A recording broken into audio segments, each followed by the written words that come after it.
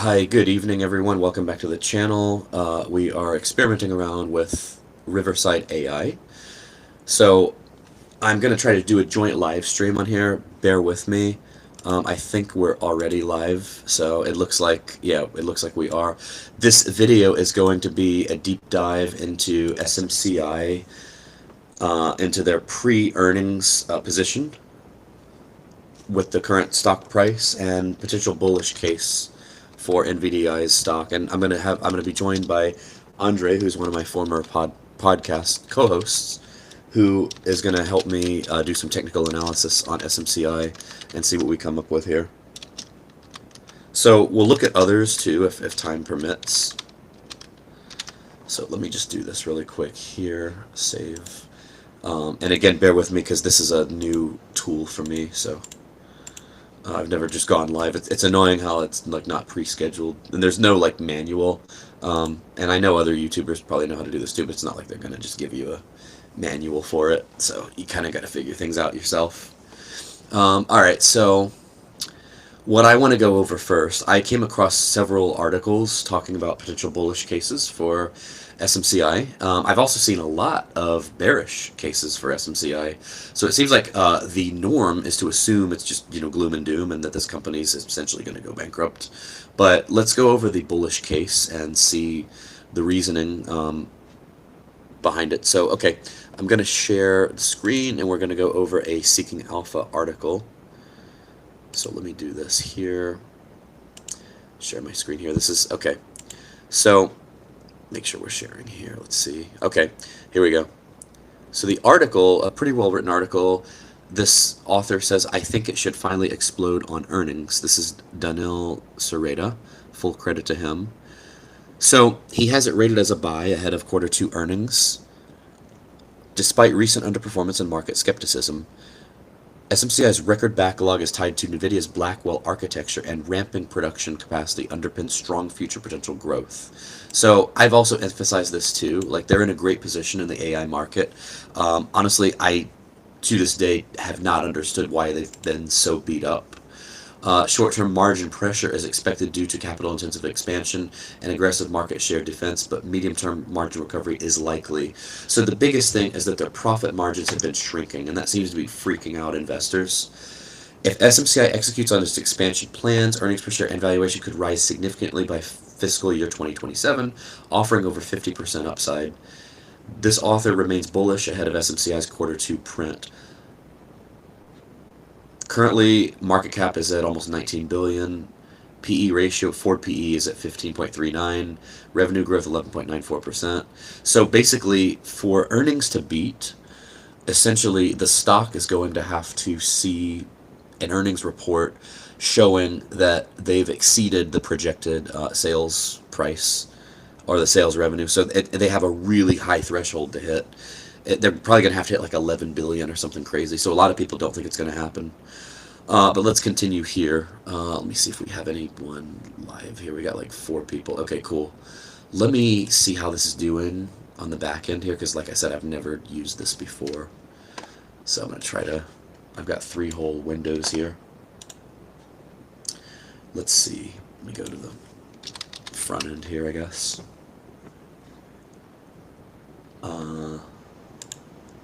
Let me see. Oh, here we go. Okay, yeah, it looks good. It looks good. Okay, we are in business. All right, so let's continue. So this author says SMCI has turned from one of his most profitable stock picks back in December 2022 into a serial disappointer. After his upgrade in February 2025, SMCI has managed to lose approximately 19% of its market cap, despite the market's solid gains. Yeah, tell me about it. I feel your pain. Right now, SMCI is trying to bounce off its multi-month support zone of 27 to 30. That's essentially where it's been hanging for the last 2 months. Still staying below its 200-day simple moving average line. All that amid stagnant revenues since mid-2024. Despite the current weak price action, he believes the market just requires a confirmation regarding SMCI's ability to return to its previous business growth rates. I certainly hope he's right. I believe that the overall market environment is favorable in terms of the firm's end market outlook, as the AI server market's CAGR remains relatively high, and SMCI's record backlog tied to NVIDIA's Blackwell architecture provides better earnings visibility. For what Supermicro has shown in FY 2025, the stock is valued fairly, but for what's coming in fiscal year 2026 and 27, he sees a lot of upside for potential repricing. The company reports earnings on February 4th, so it's a big day. So, and the author thinks it should surprise the market positively. In his view, negative revisions have pushed consensus estimates too low, given that SMCI was set to address some of its issues, such as last-minute configuration upgrades as early as Q2.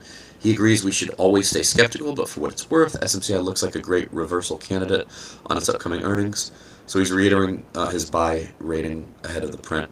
Now, my personal take on this, normally when a stock is going to beat earnings, just in my experience, I've seen a run up in the stock. Like there's positive momentum. Unfortunately, there's none to be had in this. In fact, I'm seeing it getting sold off, if anything. So as previously discussed, SMCI should get a boost from the elimination of last-minute configuration upgrades that it recorded in the previous quarter, which effectively led to a shift in revenue recognition. Some people think that the shifts in revenue recognition are basically shady accounting practices, and that this company's been known for some shady practices in the past, but they cleared all of that, or early last year they cleared all that. As noted in our pre-announcement, approximately 1.5 billion in revenue shift from September quarter to December quarter due to last-minute configuration upgrade from our customers with expanded volume. These shifts were largely caused by the complexity of these new GPU racks, which requires intricate integration, testing, and validation, making them more time-consuming to source and build. With production now quickly ramping up, this English isn't even worded properly, that's a little bit of a concern. Now quickly ramping up, these adjustments have eventually strengthened our growth trajectory and support an even higher full-year outlook. Our product portfolio continues to lead the industry. In addition to NVIDIA GB300 and B300, we are shipping RTX Pro 600, B200, NVL4, AMD MI 350 and 355X, while they're just missing B12, B6, and the other B vitamins, right? Because we're dealing with the same thing, right? Just kidding, I know this is AI. Platforms in volume to power generative AI, large language model, inference, and HPC workloads. To continue technology leadership in AI platforms, we are preparing for the NVIDIA Vera Rubin and AMD Helios launches in calendar 2026. This is from their earnings call for Q1 2026. In all honesty, it's not just a painless shift from one quarter to the other. Why? For Q2, SMCI should have fulfilled its 13 billion backlog, oh I hope so, for liquid-cooled Blackwell configurations on time. So to do that, it needed to utilize its 1.8 billion accounts receivable facility and a 2.0 billion revolving credit line, which they just opened with, you saw that in the news a couple weeks ago, they just opened it with JP Morgan Chase. The whole process is quite capital intensive in nature, and it's pressing the margins, hence the management's expectations for a lower GP margin. It was guided at 6.5% for Q2. Now, raising guidance could be a big boost to the stock as well. Plus, what also should have pressed the margins to some extent is the firm's aggressive market share protection strategy. By selling lower margin clusters and experiencing high upfront engineering and expedite costs for its first 1 gigawatt project, it's hard for SMCI to come back to its past margins throughout 2026. Basically, they're trying to maintain their market share, so they're essentially taking some hits in profit margin to do that, which could bode well long term. So, okay. In terms of the December quarter, yes, there's a lot of additional engineering costs and expedite costs and overtime costs that result from delivering kind of what would be twice our normal revenue run rate and scaling a new technology at what we believe would be one of the largest clusters in the world. So yes, there are a lot of extra costs that go into that, and that we believe will actually prepare. I don't like, whoever writes this needs to use some basic editing, use ChatGPT or something, because I don't think English is their first language, and Honestly, the fact that they're making basic grammar mistakes for what they're paid kind of ticks me off. I'm kind of a stickler for stuff like that. We believe will actually prepare us for the upcoming quarters. Yeah, we'll see. All right, the ultimate goal was to get the production capacity of 6,000 total racks per month, including 3,000 liquid-cooled racks. It should have raised SMCI's revenue by 2x on a quarter-over-quarter basis, assuming the management's midpoint guidance of 10.5 billion was spot on. They're going to have to exceed that to beat earnings. The management also shared its EPS expectations, which should be in the range of 46 cents to 54 cents. However, the market remains concerned that Supermicro may miss its guidance in quarter two once again, so it's pricing in discounts on both revenue and EPS for the upcoming quarterly release. And he's backed it up here with the table here. Fiscal quarter two. Let me do this here. Sorry about that. Okay, so we've got. There's an echo. I don't know why there would be an echo. Well, that's weird. Technology. Gotta love frickin' technology, right? Well, let me see if I can soothe you all's ears with canceling some of this echo. Let me see, because after all, this is supposed to be such an advanced tool. So, of course, we would naturally expect it to be better than the likes of StreamYard and YouTube Live. Go figure, right? Alright, let's see what we... Oh, echo cancel. Why? It's probably an upgrade. It's probably an upcharge. Knowing this, in this economy, everything's an upcharge. Echo cancellation is off for in-person setups to keep voices clear. Use headphones to avoid feedback. Huh. Go figure. Gotta love this modern era that we live in. Stuff costs more than ever, and it has issues and errors. But that's all normal, right? We gotta stay positive. Alright, so the revenue estimates here for the quarters, 10.34 billion, they're gonna have to exceed that. To beat earnings, this number is going to have to be exceeded. It drops in fiscal quarter 3, fiscal quarter 4 it goes back up, and then it's really high in fiscal quarter 2 of next year. So, and we've got the corresponding earnings. So this, what's being reported on the 4th is essentially for the period ending December 25th, which is their fiscal quarter 2 2026. I know it's kind of weird, just like echoing on a live stream when you're paying big bucks for this tool. Fiscal quarter 3 is March of 2026, so it's basically every 3 months, June, September, and then December. Year-over-year growth is projected to be this, on the low end, on the high end, number of analyst predictions. And then EPS estimates consistently go up. The year-over-year growth was negative 19% in market cap, but it's expected to be rapid in quarter 3. So at some point, I mean, it's not like this thing's going to go bankrupt. We hope not. But it's expected to grow massively at some point. So at some point, this growth has to materialize. It can't just be phantom growth. It has to materialize at some point. What I think the market may be discounting too heavily right now is the odds of SMCI reaching its theoretical capacity of 6,000 total racks per month by the end of fiscal year 2026. About half of that capacity should be DLC racks, which is direct liquid cooling, which is something they're supposed to have a major advantage in, at an average selling price of 3 to 4 million. Another excerpt from their earnings call from last quarter. I guess we try to be very conservative, because with Blackwell Ultra is still... See, this guy, obviously English isn't his first language. I don't know if this is the CEO or who it is, but you can afford an editor, dude. I'm sure you make massive amounts of money, even though your stock kind of sucks. You can afford an editor. I mean, give me a break. Because with Blackwell Ultra is still brand new, right? So we had to make sure we ship exactly the best quality, the most reliable system to customer. I'm shocked that in an earnings call, I guess because it's a transcript, I guess he's speaking, so no one edited this, but if this were me, personally, I'd be embarrassed. And that's why we spend a lot of time to burn in our solution. And that's why we build up such a huge capacity. If you time 3,000 liquid cooling tower per month and time 12 months a year, and each rack, for example, 3 million, so the number is more than 100 billion. So yes, if everything smooths, our capacity is that 100 billion range now. Interesting. When we get the December quarter in place, we'll have 2 quarters left for the rack expansion to happen, and the theoretical annualized revenue capacity of 100 plus billion comes closer. That's exactly what SMCI has been spending so much on lately.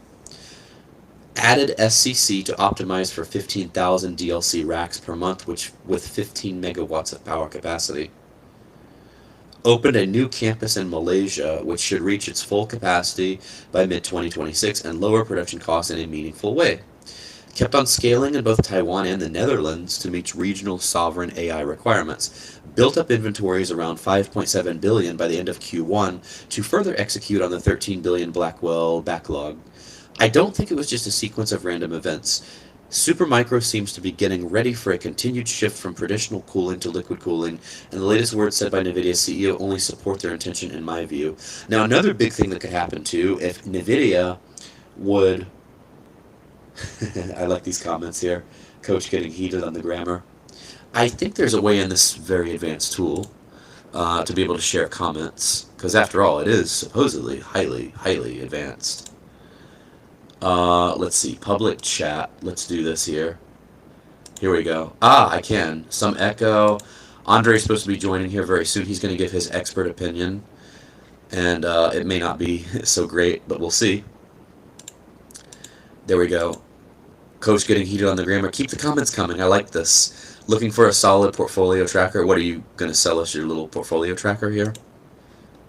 If you sell stuff on my channel, just remember, throw me a bone. I need a finder's fee. Coach needs a finder's fee. Half joking. Okay, so let's see here. So another thing, if NVIDIA would name them their preferred partner, that would like really accelerate their standing. Okay, let me just finish the article and then we'll add Andre. Let's see. So when NVIDIA CEO Jensen Huang said that the Vera Rubin platform could operate with water at 45 degrees Celsius, requiring no chillers, the reaction was immediate. Headlines framed it as a turning point for data center cooling. Markets followed suit, with investors quickly selling stocks of companies associated with traditional mechanical cooling. All right, so this is actually a really good article here. This is a well-reasoned article. So yeah, and I actually agree with him, because what Jensen Huang said here about cooling aligns with this. Alright, so SMCI has already developed its DLC2 tech that is capable of supporting inlet liquid temperatures of exactly 45 degrees Celsius, creating those no chillers requirements mentioned by the CEO. And given that they remain in close ties with NVIDIA, they're going to be the primary infrastructure and storage partner for the Vera Rubin platform. Oh, you're looking for one. You know what? Huh. You mentioned Snowball. That's funny, because I've been pitching Snowball a lot, ironically. Yeah, I am a fan of Snowball, so I'm not going to say no. The whole transition to chillerless data centers, so to speak. Hold on a second here. Yeah, SMCS DC BBS. I didn't expect such a deep dive into the AI infrastructure and all of that, but I know those of you all that tune into me for dividends, I know you're really not going to like this one, because not only is this growth, but we're really going into the weeds here, which is fine with me, but I know this isn't like, free dividends. So the whole transition to chillerless data centers, so to speak, is part of SMCI's DCBBS focus, which, if you all didn't know that off the top of your head, it stands for Data Center Building Block Solution. And if you all didn't know that off the top of your head, what the heck are you doing? Everybody should know what DCBBS stands for. Just kidding, actually, I didn't either. The components of DCBBS can have profit margins of over 20% per management's commentary, so in medium term, when SMCI reaches the capacity levels discussed by the end of 2026, the firm consolidated margins should theoretically tick up again. I have a feeling this author might be invested in SMCI and is really, really hopeful that they recover. But he's making well-reasoned arguments. I would like this. Check this out. If it did that, see the arrow here? That would be freaking beautiful. That would get it back to $100. If you track here, this up arrow would get it back to $100 a share. So my main point here is that management is very likely to give us positive comments in the upcoming quarter two earnings, even if SMCI missed slightly on the EPS or sales. Again, the market has already punished the stock as it's down over 42% over the past 3 months because the consensus earnings estimates have dropped quite sharply from fiscal year 2026. So here you go. EPS estimate, 1 month trend, 3 month trend, 6 month trend. See, dropped. And then even for 2027, 2028, it's been dropping, I guess because of the margin issue. But recalling the actions taken throughout the past few quarters, including SMCI's expansion projects, build-outs, and additional financing, I believe the firm has a set fertile ground for its post-2026 revival, as demand is not weakening. If it were weakening in reality, NVIDIA's CEO wouldn't be commenting on the cooling requirements at all. From all that, I view the odds for upward revision for SMCI's FYA 27 EPS quite high. If it manages to expand by 10% from today's levels and the stock's PE multiples go to 15x, the target price would arrive at over $50 a share. That's an upside of over 54% to what SMCI is trading at right now. Now, this is an emotional argument on my part, but I believe that's very possible if they were to beat earnings. But for that upside to materialize, we really need confirmation from the management team regarding their past plans and how they view the possible annualized revenue 1 quarter after the previous calculation.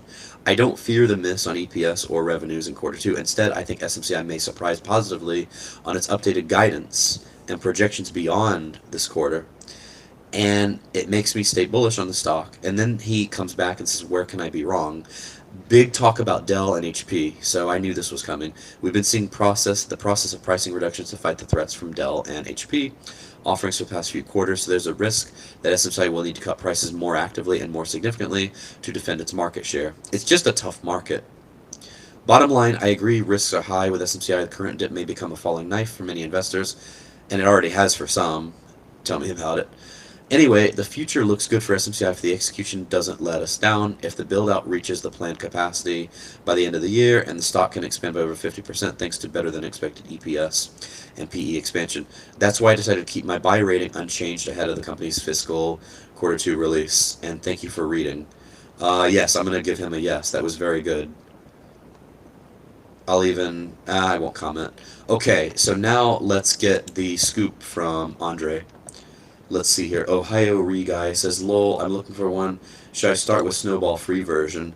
Well, I mean, you're a mature adult. I would say do what you want to do. I don't necessarily give recommendations on this channel. But yeah, I use Snowball. Absolutely. So, certainly. All right. Now let's have our guest join the channel. So Andre, you can join anytime you want. I believe you have the link. While he's doing that, let's go look at the actual chart and stuff. Well, let me do this here. So that was a pretty deep dive. Probably boring for some of you all, but necessary. So let's look over here. Now, Seeking Alpha has it as basically, it says SMCI is at high risk of performing badly. Learn why. Now, you'll notice at this time last year, the stock is actually slightly higher than it was at this very moment last year. So obviously around February, ironically, is when it went on a massive run. It went all the way up to $60 a share, but it sure as heck didn't stay there for long. After February 19th, it started crashing again, but then again, so did the whole market. So it's hard to tell whether it was like firm specific or the market as a whole, because we had a rough time, with the market as a whole. So anyway, and you can see we've had 3 key run-ups here, but once it hits like resistance at like 60, it doesn't stay there. And see, October, it almost got back there. In hindsight, I would have like sold everything and got out of this then, but I'm still stuck with some of it. So, and it did, I guess what you call a dead cat bounce here, and then it just absolutely tanked. The ironic thing is that the stock is only down like not even $30. But the leverage ETF, for those of you that play the leverage ETF, has absolutely gotten killed. It's actually 11.57 today, which is really bad. So a year ago it was at 30.36, and because of the way the daily reset works, it's been eroded pretty much away to almost where it's, if it goes below $10, they'll have to do a reverse split, which you'll have to, there hasn't been articles about this since last summer. Very interesting. This guy said SMCX, the high octane ETF that's crushing or crashing investors. Yeah, that's pretty crazy. So we kind of all know the story on this one. Let's look at the stock itself, because it's not just the stock recovering. For those of you that invest in leverage ETFs, it's how it recovers. If it takes a long time, then the leverage ETF doesn't have a chance of coming back. Let's read this real quick. From December 23rd, which was over a month ago, has characteristics which have been historically associated with poor future stock performance. SMCI has decelerating momentum and negative EPS revisions when compared to other information technology stocks, to the point that it gets a sell rating from our quant rating system, which is usually pretty accurate. Stocks rated sell or worse by our quant rating system have massively underperformed the S&P 500, as this article will describe. The company has 3 million price performance of negative 32.09, while information technology sector median is 5.77. Due to these factors, our quant model... Oh, there he is. Hey, welcome. So this is a good segue into what you're probably going to say. I'm just reading like the quant model on Seeking Alpha, so they think it's garbage. So due to these factors, our quant model has rated Supermicro as sell, and the company has an overall rank of 423 out of 2,154 in the IT sector. Compared to the S&P 500, stocks rated sell or worse were down 20% on average per year over the last 10 years. Yeah, so their quant model tends to not be wrong. If you're looking for alternatives, see our top-rated IT sector stocks by quant rating. The sell warnings are based on our quant ratings, a systematic quantitative model which generates Seeking Alpha sell ratings. Alright, so we see that. That's pretty bad news, but now let's get your take on the technical portion of it. So we've been talking about SMCI the whole time, and earnings are coming out on February 4th. And I consider you to be the charts expert. So Your echo is extremely hard for me to understand you. really, Yes, sir. it's amazing how a paid streaming service is, so great, I guess, right? Let me try to mute myself and then you talk. Okay, so how do I share my screen on here? Yeah, go ahead. Okay, give me a second. Sorry guys, this is my first time using this, so I'm trying to figure it out. But it's okay. New does not mean bad. It's my first time live streaming on this too. I've done a pre-recorded, but this is the first time live streaming.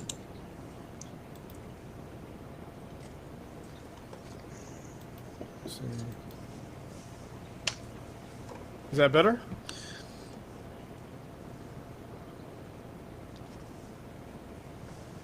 Okay, what's the ticker if you don't mind? Really? SMCI? SMCI, just to verify. Alright.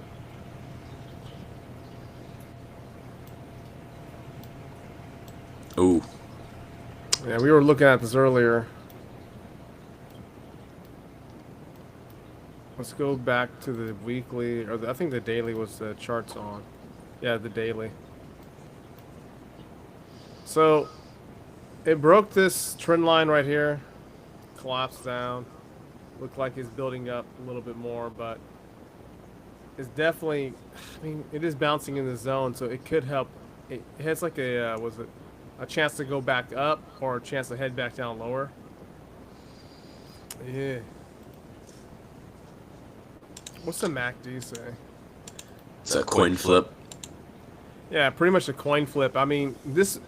Now I can't tell you guys what to do, but for me, at this level, I'm not interested in buying it, because if you're wrong, you're gonna head down to 25. That's $5. So that's like 1/6 of your principal, or 1/6 of the way down. And I think the trade is. I mean, if you look at the overall market for it, let's look at the 12 months. Oh my God, this thing just happened 12 months. Let's look at the weekly then. It seems like the money's already been made. Like, if you really put it in perspective, like it ran up from $6 to over $120. this sell-off is natural because they are taking profits from all the way down here. It moved from its what is it the 50-day moving average, and then now it's possibly building up again. So to get the same move, it'd be from like what 6 to 150 or greater, like the same move. I think the best thing was just to wait it out. What is SMCI based on? Is it Bitcoin?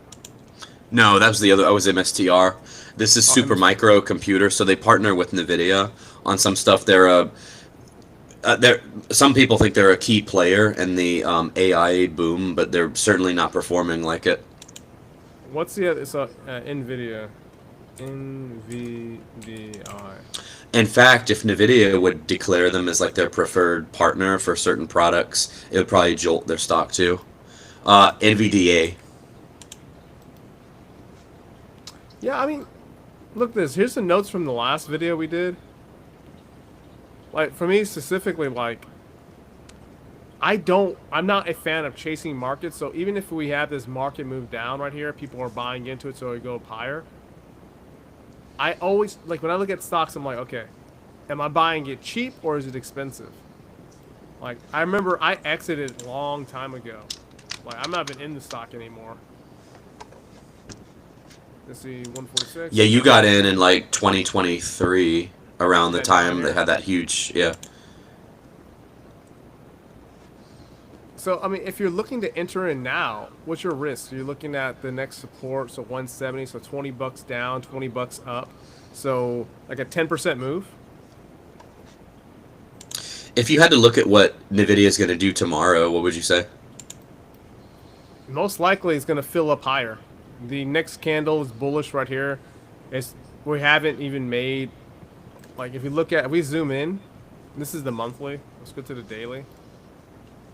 Yeah, it should go up a little bit higher. So when stocks move up or down, like where do like exogenous factors come into play? It's just a gap fill, basically, is what you're saying that will make it go up tomorrow? The only reason why I'll go up tomorrow, I mean, because I don't look at the financials so much. Like we could look at financials, maybe they're doing something special. But like when I'm come to trading this, like the only entry, we need fractals. Where's the fractal at?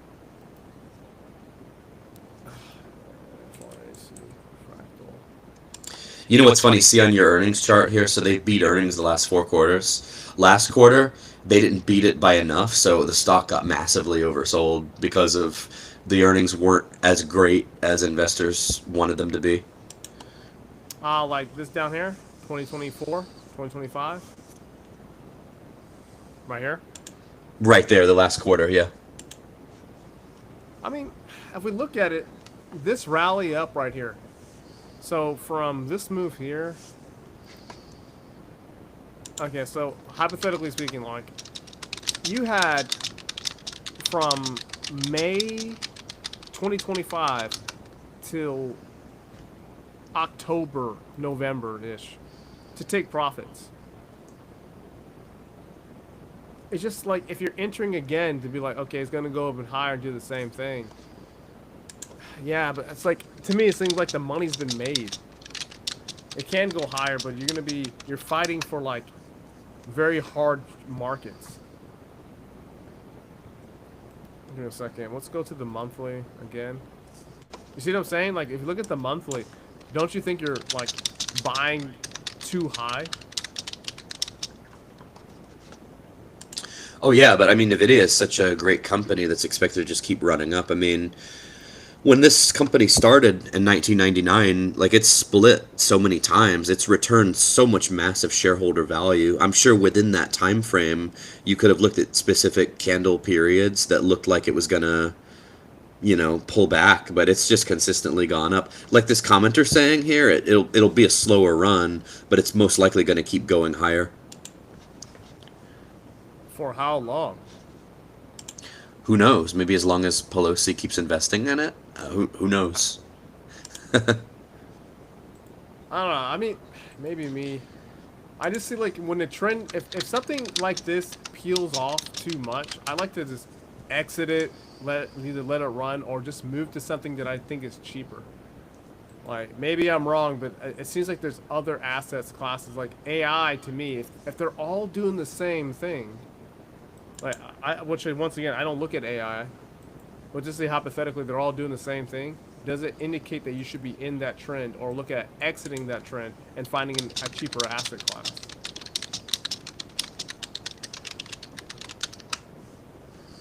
Let me see.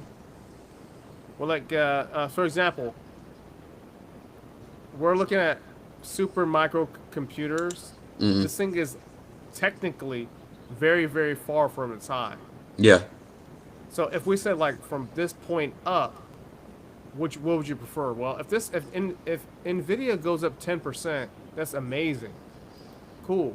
But if this one went up double or triple your money back to these previous highs, I like that. I like that conversation better than looking at just a 10% at an all-time record high near that area.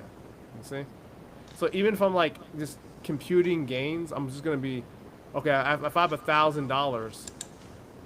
Why would I put it in here when I can just get 10% of my money?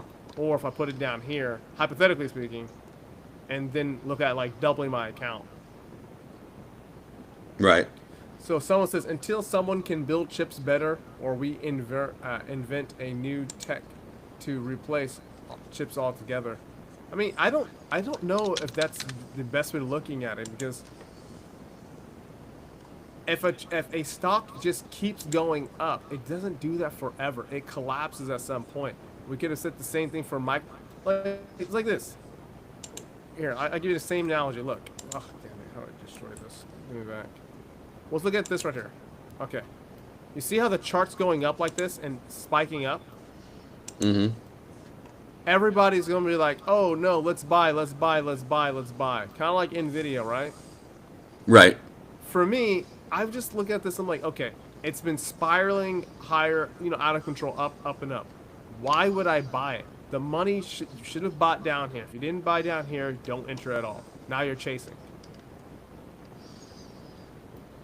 To me, if you're up here doing the exact same logic, or my logic in the sense, I wouldn't even buy it.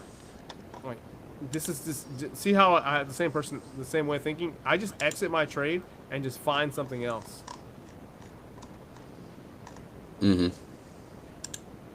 Maybe, I mean, you guys are obviously a lot more, in my opinion, more riskier than me.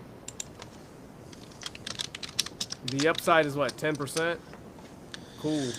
So when you see the SMCI chart before the last big run up, did that signal a buy to you? No, it means, I mean, look. Okay. If we see this candle here, you can buy. You can buy here. You can buy here. Now you can buy here. Now we're double the price of down here. Now we're kind of like, okay. Now we have an inverted hammer. Inverted hammer is indicating it's a bullish movement, but you're so late to the party. The party was at $30, 25 to $30. You should have been there. You could have been at the $40. Cool. $50 maybe, but now we're at 86, and now you're chasing. And now you are possibly, and then people are like, hey, buy during the pullback, right? So hypothetically, the pullback's right here, and then you're going to buy this little green candle, but it just tanks, right?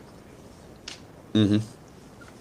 To me, I avoid stuff like that, because to me, if I put out the same logic, it seems like you're chasing. Maybe we're wrong, but maybe I'm wrong, but to me, the safer bot was, you should have bought earlier, and since you didn't buy earlier, find something else. Yeah. Give me a second. But, So on SMCI right now it doesn't. You don't see. It's kind of like just stalled. It could just go either way. It's a coin flip. Yeah, it's definitely a coin flip, and I would just be patient. I mean, what is the difference from entering at $35 and $30s? The $5 difference. Or zoom into the last month or so. Here. It's a lot of red. It still looks bearish. I mean, I can look at indicators and give you other numbers, but most likely, to me, this is not a buying zone. I would just find something else. Mm-hmm. Like, I don't understand why people need to this stock has to work. Well, I think just finding something else would be better. It's for people that are stuck in it. If you're stuck in it, should have sold a while ago. I know. The selling point would have been here. See this right, this, and then if you're priced over here, You get a triple top, 1 repeat, 2 repeat, 3. Once it What's broke the this what's the support, line, the blue line that's straight up like that? this Is right that here, the yeah? this trend line would have told you that if it breaks anything this break, exit your buy. In profit or without. You should just get an out. This to me is this. It can build back up, cool, or it can head back down lower. But I don't entertain that type of stuff. I just get out. I'm like, okay, Right, cool. right. Let's move on to the next stock. But risk management is key right now. I'm not looking to buy either, but if I was, I would have a trailing stop loss in place. Yeah, it's a good. Yeah, trailing stop loss would definitely help out. I mean, in the forex world, I'll just be shorting this. I would have shorted right off this red candle right here. Mm-hmm. Oh my gosh, yeah. Especially here. If you see like a moving average cross the 50, bounces back down, does a pullback, you're in short territory. Yeah. Ooh. So you've also said like you're bearish on Bitcoin. You think Bitcoin's going to drop, and basically by definition MSTR at this point. I'm shorting Bitcoin since 120,000. It is Mm-hmm. one of the easiest shorts. Just grid trade your short down. Don't care about the pullbacks. Just grid it down and put, in my opinion, hit the TPs from 50 to 60,000. Even if you're wrong, you would do a trailing stop loss all the way through, 50% or 20% of whatever is moving, and you'll still be in profit. I don't know. I mean, it's like the same thing with Bitcoin. I don't understand why people are buying Bitcoin and they're saying it's going to go to the moon or something like that. And I'm like, when do you take profits? When do the Right. rich people take profits? They have to take profits at some point. Mm-hmm. Let me see. Let's look at Bitcoin real quick. BTC, USD. Let's do Coinbase. Coinbase is cool. So look, I think my grids are on here. Yeah, part of my grid stuff is on here. So like this. If you see Bitcoin's running up, you had so much time to buy. Oh, it could drop further based on your light blue Yeah. line. It can drop a lot further, right? Like I'm looking down here, shorting from all the way up here and taking the trades down here. People are like, oh no, you can't do that because of micro strategies. I'm like, okay, for the people who bought here, when would they take profits? Oh, that's a Well, 50-day simple moving average, right? yeah, like if we just do Yeah. a trend line from here, let's say we avoid that crap right there. Here, give me a second. Let me just do it from that low. You're still in like get the heck out mode right now. Or if you just do it from here, Mm-hmm. you're still exit the trade, get out. Yep. I don't see the purpose of buying right now. So for what? You buy from 82,000 to go back up 122? Well, you have that opportunity right here. You should just be. He said he's exactly, yeah, I'm just stuck because of a put. BTC is more of a gold type hedge. I thought so sell wouldn't make sense. You think the people think that he thinks that Bitcoin is a hedge? I mean, I could make the argument similar to gold. It's supposed to be a hedge against fiat currency, right? But it trades exactly. It looks. I mean, to me, the charts look very similar. Very, very similar to like the indexes too. Can you overlay MSTR's chart with this? Because it's supposed to be almost directly correlated with Bitcoin, but you'll notice Bitcoin actually hit its all-time high in the summer, and then it pulled back. So it hit 123 in August, then it pulled back to 109, and then by October it hit a new high. October 7th it hit 124, and then it's just been downward since. Can you overlay like another stock on here? Give me a second.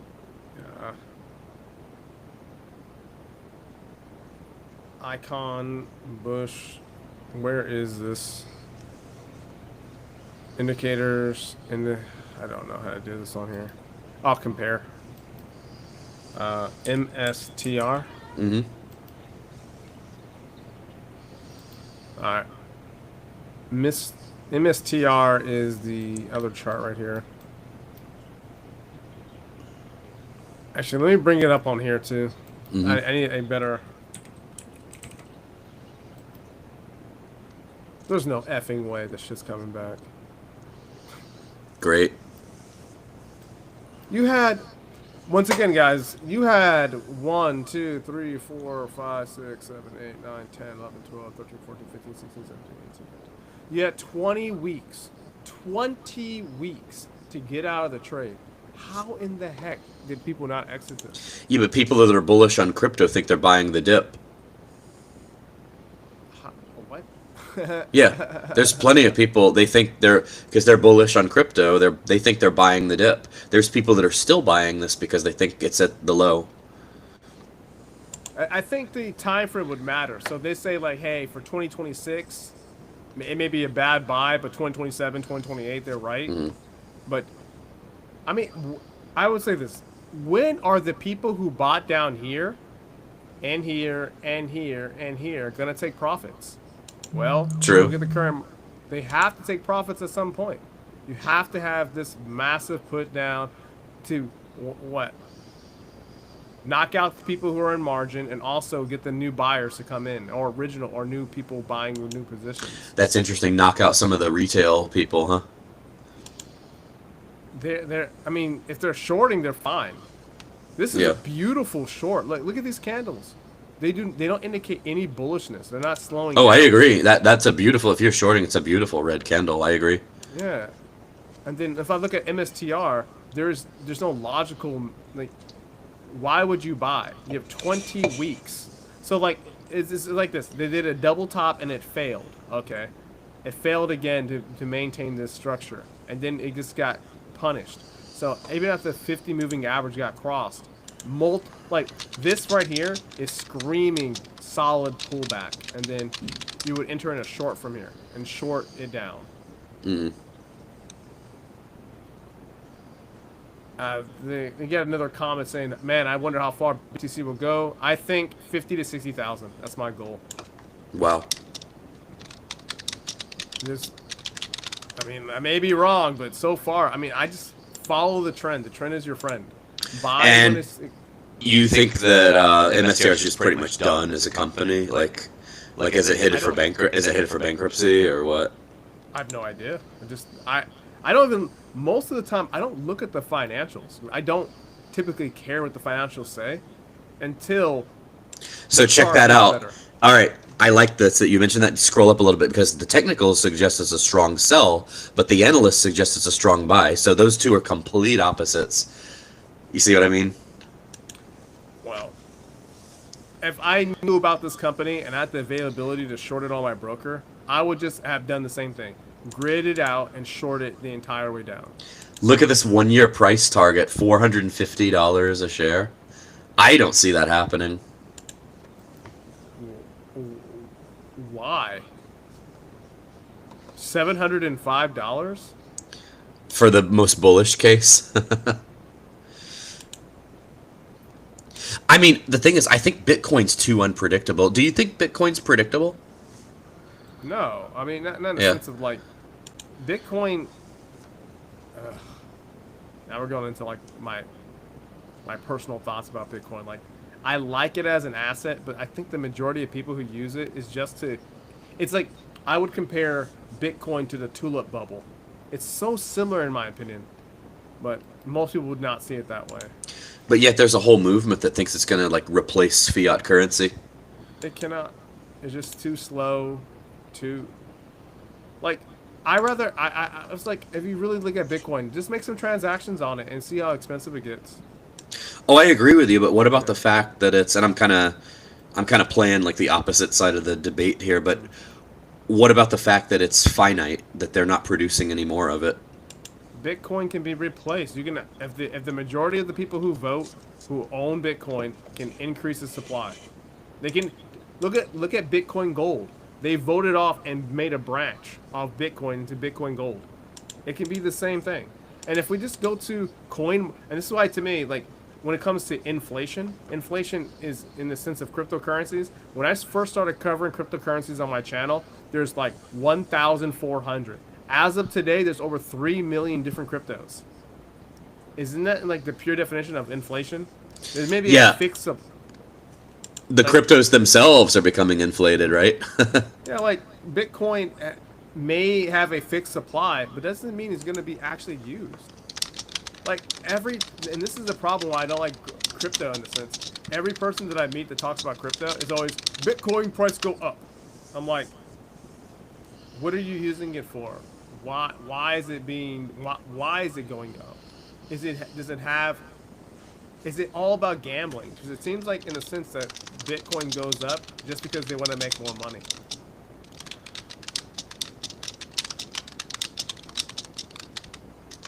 Like people saying like, how about the idea of large-scale whales pushing the price around to shake out the weak hands? You just mentioned that. That's profit taking and then squeezing out people that are on margin. Correct. Yeah. People are gambling as hard. Like even me, I'm trading to short this. You have to be on margin. You have to be leverage trading.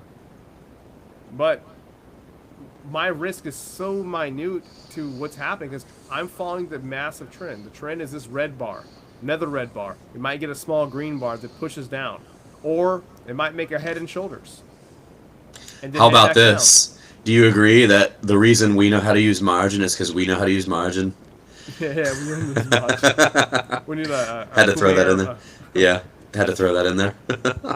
But I don't. But it's people it's people like him that are going to be forced out because they're heavily in margin, right?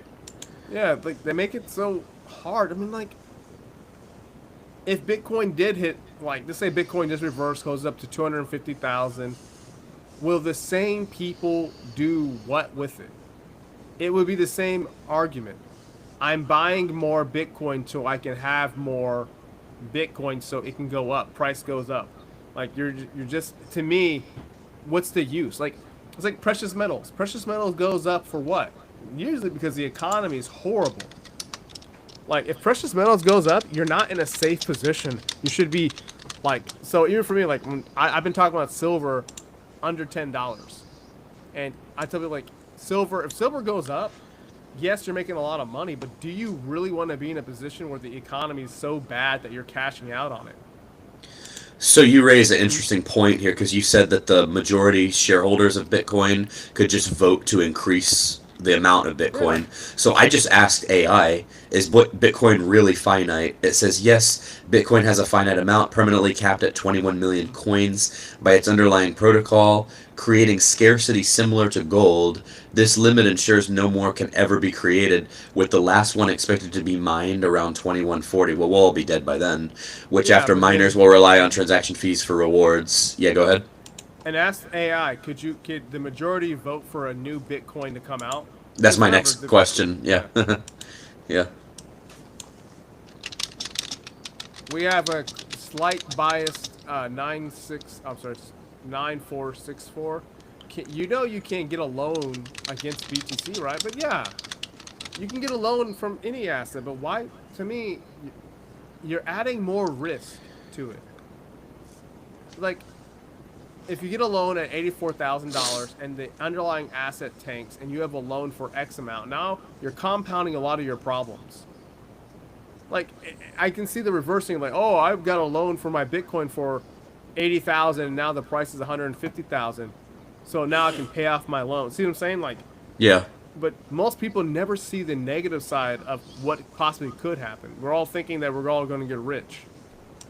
Well, that's the problem. Retail always thinks that. Now, this is a really interesting discussion. So I just put into AI what you said. So it says, yes, technically it's possible for a majority to attempt to create a new version of it, but it's practically impossible to force this change on the existing network, it says. Well, history's already proven it. Bitcoin Gold.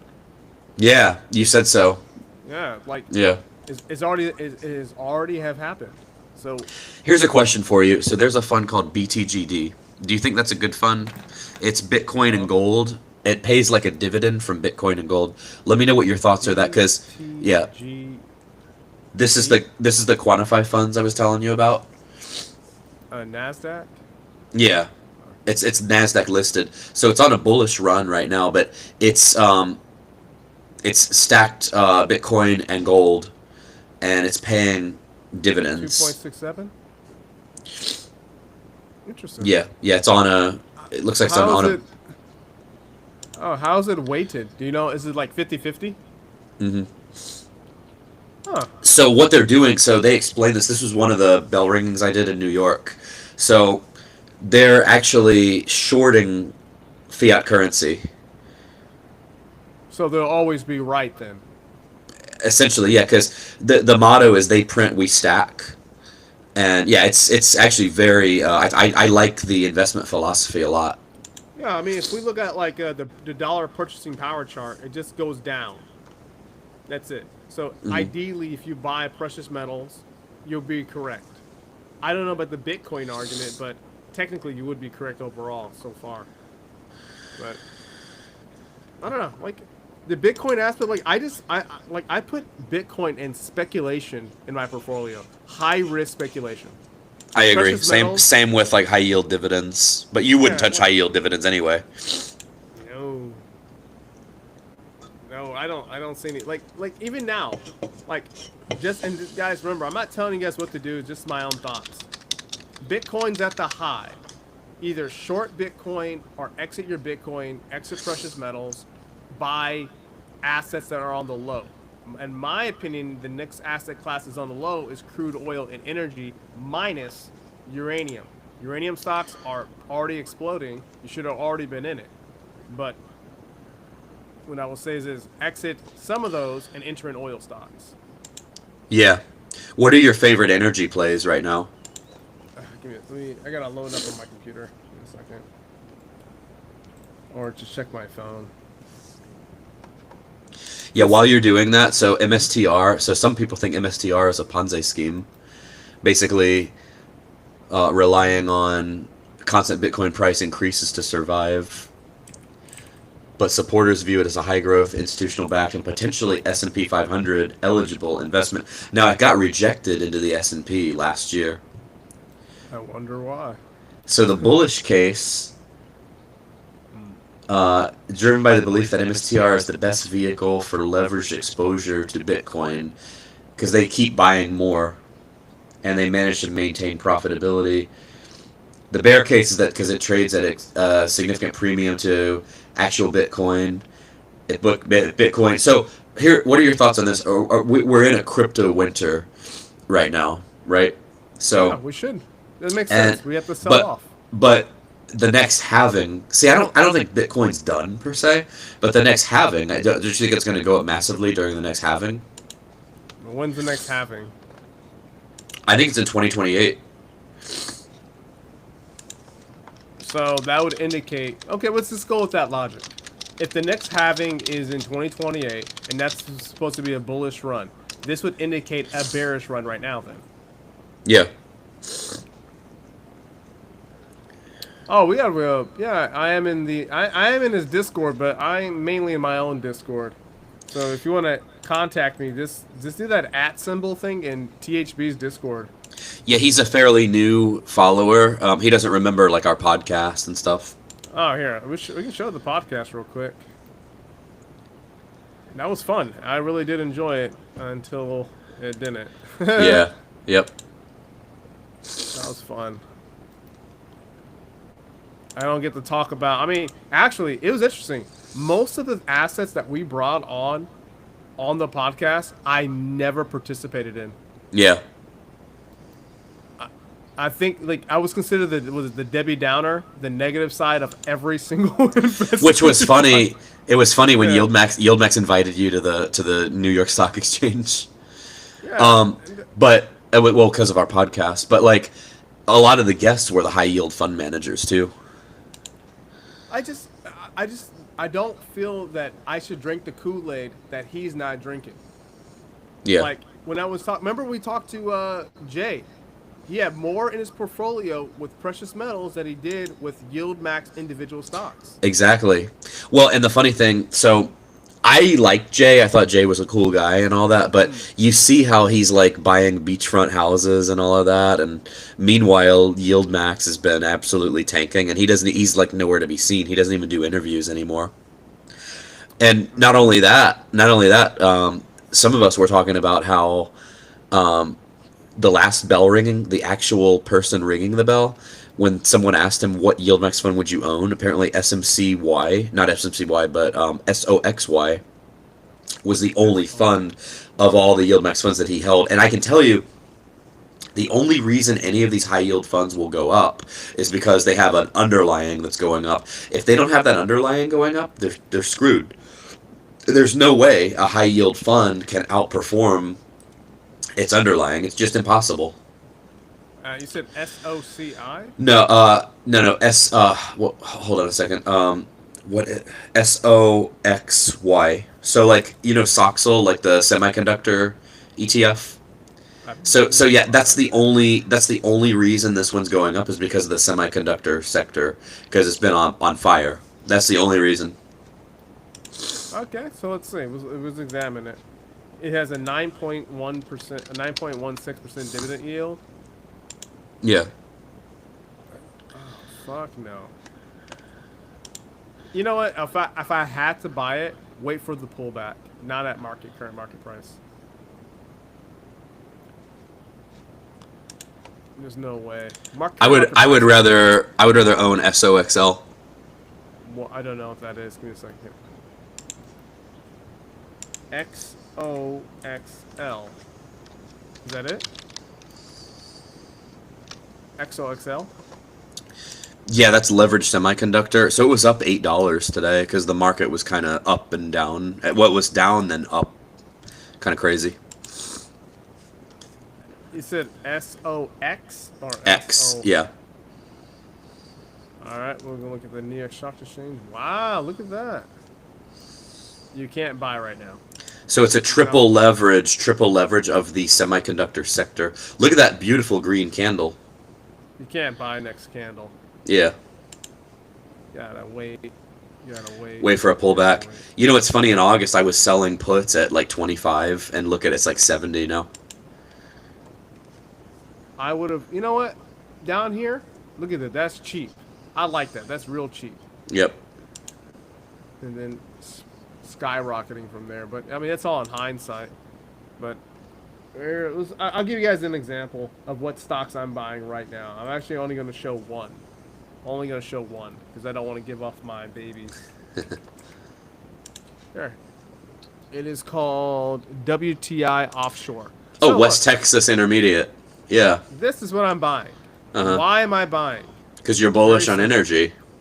It's super fucking cheap. Look at this. But what about, so if you're bullish on energy, what about AI energy? Like, what about Bloom Energy or Constellation Energy? Nope. No? The only things that hit my radar are these stocks over here. And I put, like this, I'm dollar cost averaging every single pay period, every single investment, and I'm buying. I got a list of like 25 stocks I'm buying. I'll show you. I'll share Coach the list, not you guys. You guys are not special. If you want to know the list, send THB a super chat and and subscribe. Then we can do that. But most of it, dude, like I talked to Debt and other people about it. They said energy is an interesting play. But just look at the indexes, look at the COT reports, and this commitment of traders. All of them are saying cheap. Precious metals on the high. AI on the high. Cryptocurrency on the high. If you want to follow in things called wealth transfers, sell when it's high. Who cares if you don't get the tippy top? Buy something undervalued and just do this. It's not hard. It really isn't. But True. True. Like, if I was in this stock here, SOXY, I would have, taken half the trade off, let that half run, and threw it into WTI. Remember, I'm not telling you what to do at all. Just doing what I think is best. He says Venezuela got you thinking. It honestly had very little to do about Venezuela. Just look at COT reports. COT reports happened way before Venezuela that came out, like the previous quarters. But even for me, guys, like when I talk about this on my own personal channel, nobody listens, and then they're like here, I give you guys an example, so you guys think I'm not lying. Give me a second. Watch this, dude. So I've been on YouTube. We've both been on YouTube for years, right? Well, I can vouch for you. You've been talking about precious metals for years. Look at this. Yeah. How to test 6 years ago. Even further back about precious metals. Mm-hmm. Like, I even talk about how to store it, how to buy it. We're up right now. Sell your I am selling my precious metals. If I was an SOXY, I would cut the trade in half. That means if I had $1,000 of SOXY, now I have $500, and 500 will be put into this. But to be clear, so you're selling now. That doesn't mean precious metals are just going to suddenly crash. Ironically, and I've known you for years now. Ironically, I just got into precious metals myself. I got into. I told you leveraged silver, and I'm up 25%. And already, I think you said I should just take the profit. But I think that it's going to keep going. My thing with precious metals, and I know we debated this back and forth until inflation got to its massive levels. A lot of those stayed relatively, they still went up, but they stayed relatively flat. They only started accelerating massively over the last year or so. Here's a silver fund. Yeah, see the chart on it? Like that last year, 2025, it massively, I mean, it was going up before then, but it was kind of slow, I would say. And then it massively went up that last year. I just say, I can't tell you guys what to do. Oh, God, I wish I could just say if I would take your guys' phone and just exit it. Like if you're in silver, I would like take your phone and be like remember that Dogecoin millionaire? Wow, look at those candles. Those candles are like, whew. If the Dogecoin millionaire was right next to me, I would take his fucking phone, exit the trades, and say, bro, throw this into a CD account, savings account, and you're safe. You are set for the rest of your entire existence, your kids' existence. Stop whining about being a millionaire. No one cares anymore. But I remember that guy. He should have sold. He stayed in too long. Although, because that was years ago. If he stayed in until early last year, he might have been even higher than he was at the time. Let me see. Doge. How do you spell Doge? Oh, I spelled Doge wrong. My bad. DOGE. Yeah, Doge USD. Let's see. Look,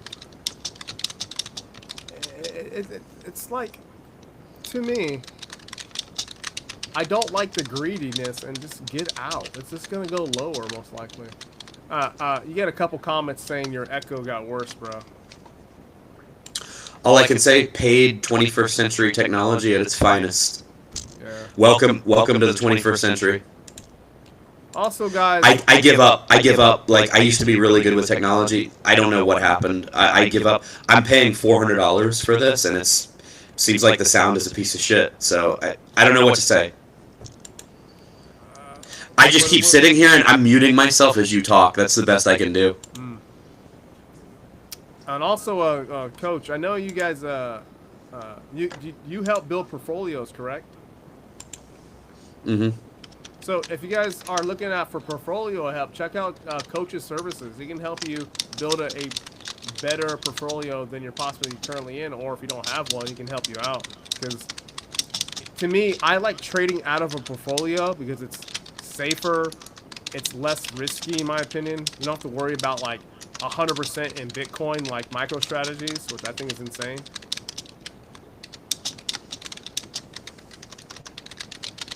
Absolutely insane. Actually, you know what? We could have done this video on this channel.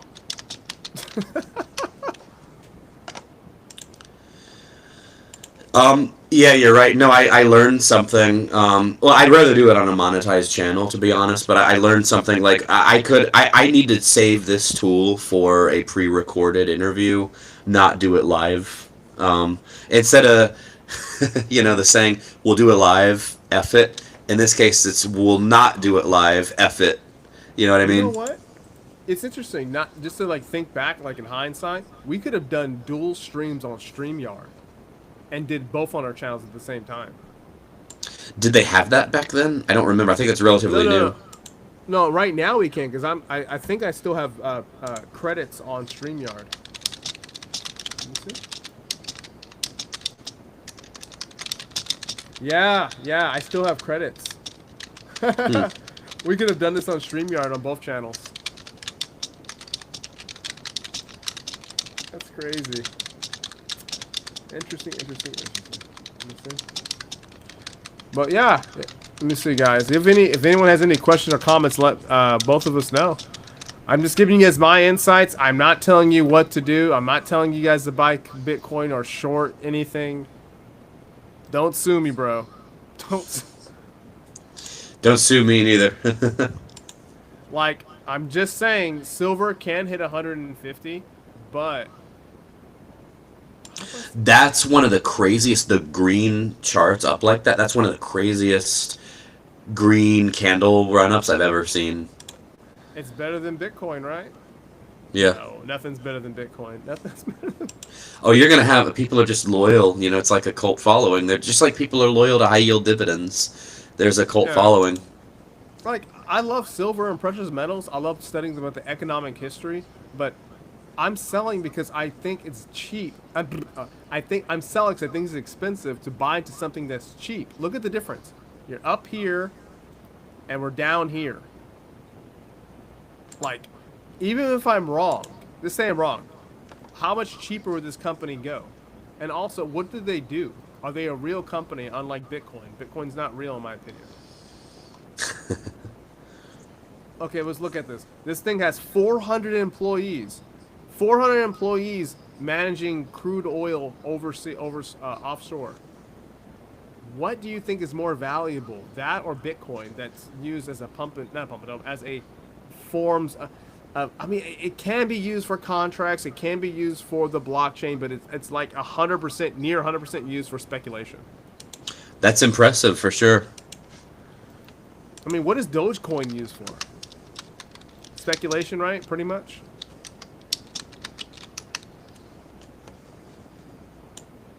I don't like the idea of cutting the roses and watering the weeds. Wow, that is a really... You know what? Slightly biased 9464. Bro, hit me up. I should send you like some money because I'm going to make that into a t-shirt. Oh, that is awesome. I'm not even joking. I'm literally writing this down right now because usually when I have good ideas like that, I just write it down and make. But I have a feeling roses to some people are weeds to other people in this analogy. You know? You should be buying Bitcoin and buying even more silver. And I'm like, you know what? The tulip bubble always had the same thing. A bunch of suckers on the other side. That's a really good analogy, actually, the tulip bubble. I've never thought of associating Bitcoin with the tulip bubble. I know other things. Actually, you could call the .com bubble. That was like a tulip bubble as well.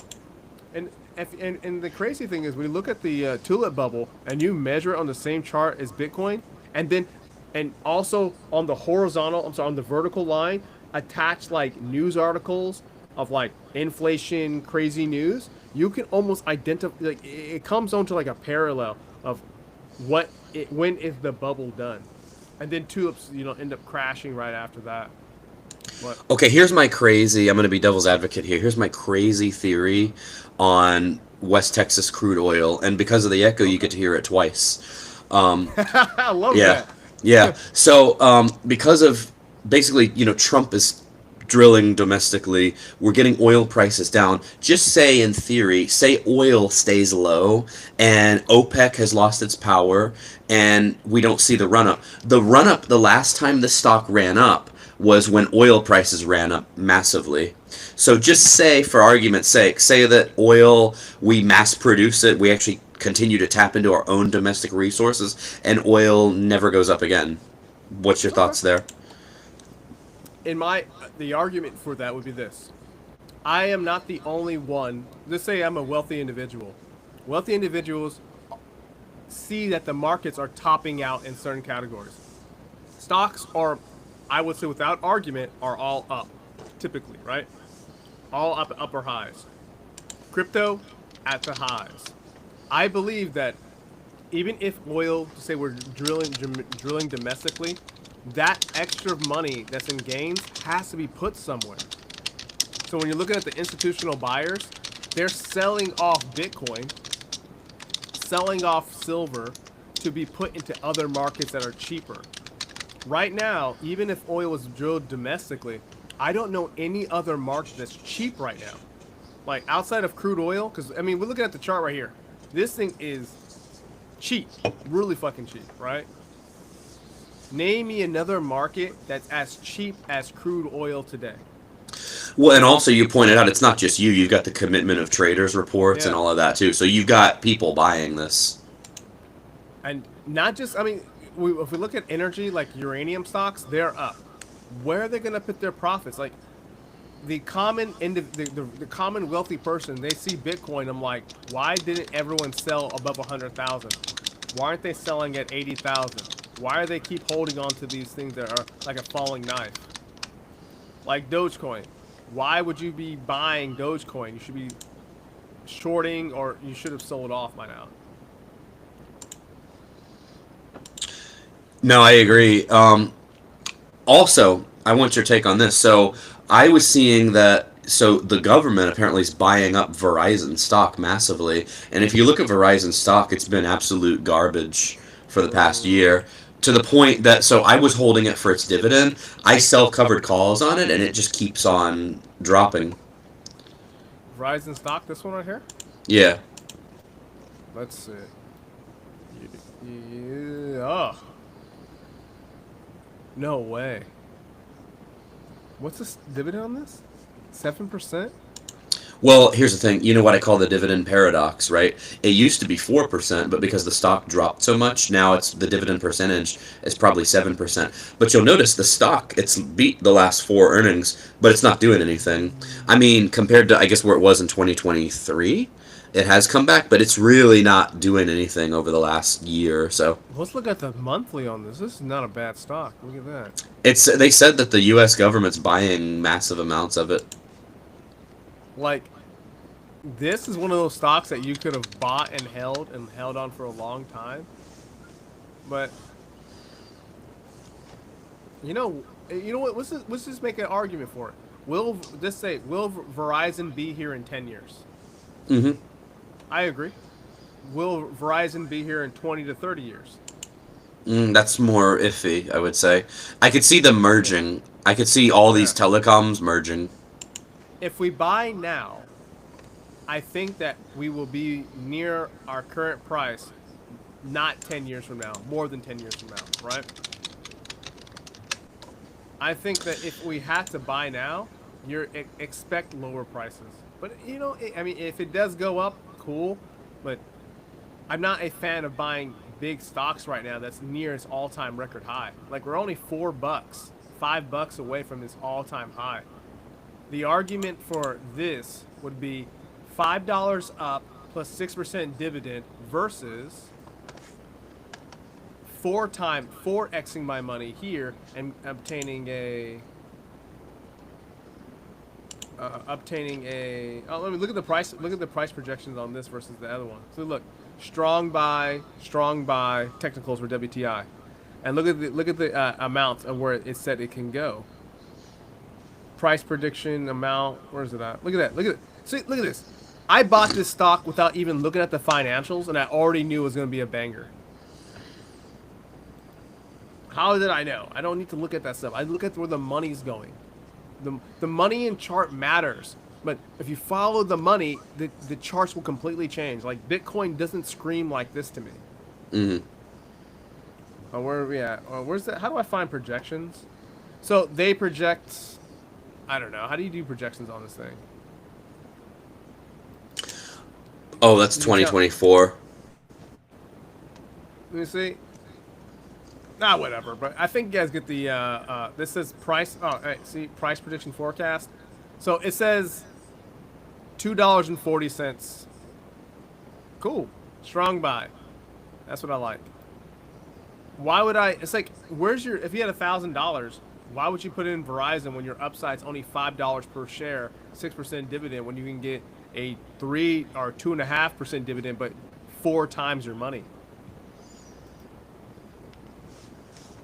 Let me see. Wonder if the government uses their services in applications. That could be.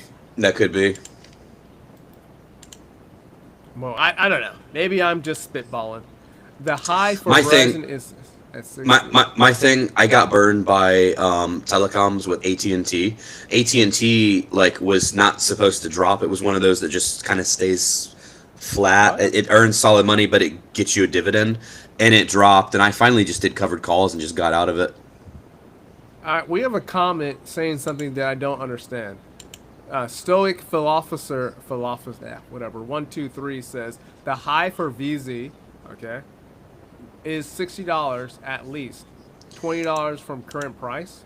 He's You he's going by what the Bullish case is for Verizon, I think. So he's saying it could be $20 undervalued. so you're saying that he's saying that the chart can go up $20 into new record territory versus something that has a previous record high hitting. What is the probability of something hitting a recent high versus creating a new high? Oh, massively more significant, Yeah. I would say.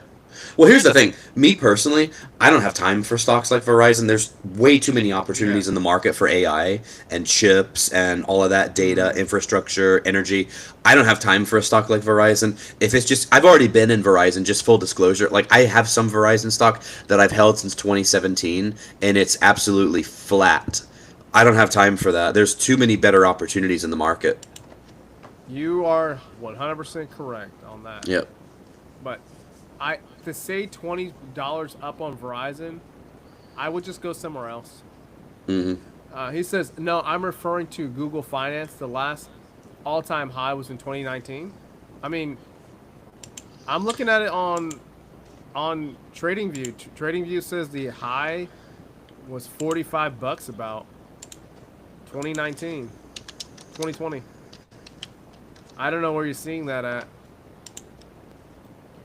Maybe the chart's faulty. I have no idea, but I don't know. When it comes to looking at stocks, I can look. Remember we were looking at stocks in the other channel. Wait a minute. No, he's right. It was like 59, 52 in 2019. What happened to this chart here? Did it do like a reverse split or something? Zoom in. No. It hasn't. Zoom in. Something's off. I don't know. I just That's- typed in VZ, Verizon Communications, on the monthly. Go to all time at the bottom. Let me see. Oh, the highest I see is $45. I don't know. Something's not right. Something's not right. Yeah, because it was because I've been in the stock too. He's actually right. Which market are we looking in? New York Stock Exchange, right? Mm-hmm. Verizon, right? Okay. That's the current chart. I don't know what's happening here. I don't see $60. Let me go to TradingView and see what it says. Yeah, because I'm on TradingView. So if I'm wrong, guys, that's fine. Maybe the chart is giving me a different reading, but as it's showing, it's only saying height of 45-ish, some change. Let me see. Is it saying the same thing for you? Mm-mm. No, mine shows it correctly. Let me take over the screen share real quick. Yeah, go ahead. Stop sharing. Oh, my foot. A second. Why See? is yours different than mine? I don't know. See, it shows. It shows in 2019 it was 60. That's so 61.70. I wish I sold it here. Look, since then though, look what it's done. It's been pretty much garbage. And then in 1999, it was 62.40. You know what I was waiting for? I was waiting for it to get back to its 1999 highs, and then I was probably going to sell it, but then COVID happened, and then it's just been massively, which is weird. You wouldn't think it would. It seems like a good company. You wouldn't think it would be so massively down. It's weird. Really strange. Yeah. The other guy says it's slightly biased. No, I don't use log charts. Typically I don't, but I'm checking now. It's not. I don't know. This is actually really weird. Yeah. U.S. dollar. Whatever. I think we all get the point though. Right. I mean, the point is the stock has been garbage for the last 5 years. I mean, once again, guys, not giving you guys advice. If you guys say I told you to do something, I didn't. Just if you guys have time, just look at charts that are overvalued, exit those, or look at exiting those and buy undervalued stocks. Like if Verizon was at $5 right now, I would be much more interested in buying it at $5 than at its current price. Well, I would say if you study like Warren Buffett or his mentor Benjamin Graham, they look at stocks that traded below their book value. Now, with the market today, with so much quantitative easing and all that, you're not going to find stocks so much that trade below their book value, but look at the ones that are close to their book value, and that's where your best value tends to be. Or we can just gamble on YOLO stocks. Give me a second. Yep. Ooh. Bitcoin to the moon. Or SMCI. Does this predict? Is there like a predict feature on here? Oh, like the forecast? Give me a second. Oh, actually, I think my time has to expire right now, guys. I gotta go. Your time has expired. Oh yeah, we only paid you for an hour and a half, right? Yeah. I'm kidding. If you guys want to pay for my OnlyFans, let me know. I do feet pics. I knew it. I knew it. But you use a different name though. Oh, did we go through all the stocks you wanted to cover? Yeah, mainly SMCI, MSTR. I own a little bit of it myself, in full disclosure. I'm just hoping, even if the facts don't align, I'm hoping for something. Otherwise, come Tuesday, I'll just have to dump it and just eat it, and then I'll just get into with what's left. I'll just have to get into better moves. Oh, speaking of Moomoo, he mentioned Moomoo, so some exciting news. I actually got sponsored by Moomoo. I'm gonna have an affiliate link in the description pretty soon. That's a pretty easy one. You could try it. You could try too. Actually, it's a pretty easy one to do. Yeah, I tried the Moomoo account. Let me see. It's on my to-do list. Moomoo. When did I download that? You know something funny? So I got the free stock in there several years ago, and I haven't accessed the account. So there's only probably like $5 or $10 there. But I got a letter in the mail that said if you don't claim your assets, they're going to be turned over to the state of Florida. And I'm like, it's $5. they wasted their time to send me a letter for $5. How would the state take your stock? That can happen if you don't log into your account for years and you don't claim it. They can turn it over to the state. What? It happens. Oh yeah, it happens. Sounds like a scam. I guess that's how they acquire assets, right? It's one of the ways they make up for no state income tax. America's such a... All right, man. If you guys have any questions for me, let me know. If you want to... I mean, I don't do this so much on my channel, but I'm always open to do this. So if you guys want me to look at stocks or ask for help, I'll do it. I don't charge anything.